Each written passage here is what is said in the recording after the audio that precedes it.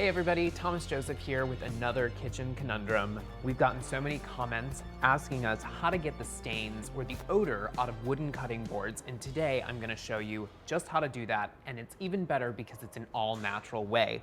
Now, let's just start off with a general rule of thumb. If you are going to cut things like parsley or any herbs, or if you're going to cut onion or garlic, and of course, meat, always try to use a plastic cutting board because you can really use soap on this. You can put it into the dishwasher. It doesn't stain as much as a wooden cutting board. But if this does happen to you, I'm going to show you the easiest way to clean it, and that is with a lemon and some salt. So what you want to do is cut a nice juicy lemon in half and sprinkle the affected area with a little bit of coarse salt. You want to use something like a kosher salt here, something that has a nice size to it, which is going to act as an abrasive, which will kind of help to get out any stains or particulates that are in your board. So now a squeeze of lemon juice over the top, and then use the lemon here and kind of scrub the wooden board, working the salt into the wood.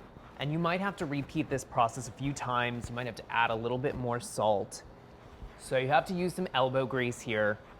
But after a while, the stain and the odor will come out of your board. You can see that the green from the herbs that we cut on the board is kind of being picked up by the lemon and the salt, and this gook here is all green. And I think this is pretty good. And now the next step would be to give it a wash. So now into a sink, hot water, and a soft sponge. A good dry with a clean terry cloth towel. And now you want to let this completely dry upright. This is very important for board maintenance, standing upright so that air circulation can get around the entire board. This prevents any mold from developing on the underside of the board, and also it helps from warping. You know, sometimes your board, it will start to bow. That's because it hasn't been dried properly. So I'm gonna let this dry completely, and then I'm going to oil the board.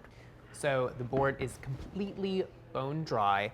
I'm gonna show you now how to care for your board, and this really helps with the overall maintenance. A little bit of mineral oil, and just kind of drizzle it all over the surface of the board. Now I like to do this one side at a time. So every 2 weeks, I'll oil one side of the board. The next 2 weeks, I will oil the other side.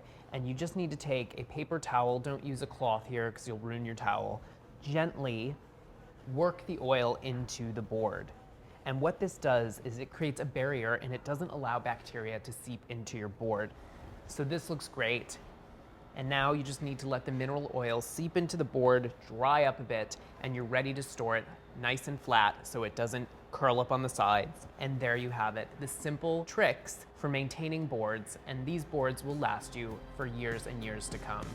If you have any kitchen conundrums, if you have any kitchen equipment problems, write in the comment section below, or reach out to me using the hashtag kitchen conundrums, and I will solve whatever kitchen problems you may have.